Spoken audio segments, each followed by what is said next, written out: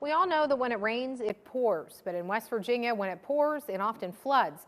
Governor Jim Justice has put all 55 counties under a state of preparedness as the rain keeps filling our creeks and streams.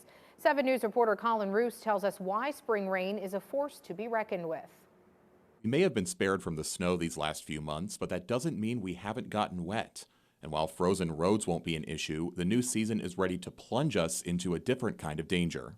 The way this winter has been with the precip, I was getting kind of worried about the flood potential. Even as Spring Weather Awareness Week ends, state climatologist Dr. Kevin Law isn't letting his guard down. Spring is both greeting and warning us this week by dumping multiple inches of rain in just a few days. Flooding by far and away is the overall #1 hazard in the state. There really isn't a close second, honestly. But unfortunately, our terrain just makes things worse. West Virginia's clay-based soil may be perfect for all that local pottery, but not for rain management. And it just doesn't allow the water to really penetrate and go into the soil as easily. It does tend to run off more often than not. That runoff means more pooling on the sides of the street. What makes it even worse is that many of our mountain state roads follow the creeks, and they become impassable when things start to overflow.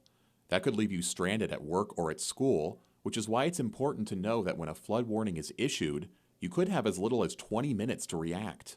I think a lot of people think, well, when they see and hear flash flood warning, that they have a lot of time. And no, you really need to take action. So when you need minute-by-minute updates on the downpour, that's where your local meteorologists come in.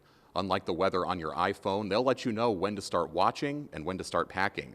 Reporting in Wheeling, I'm Colin Roos, working for you.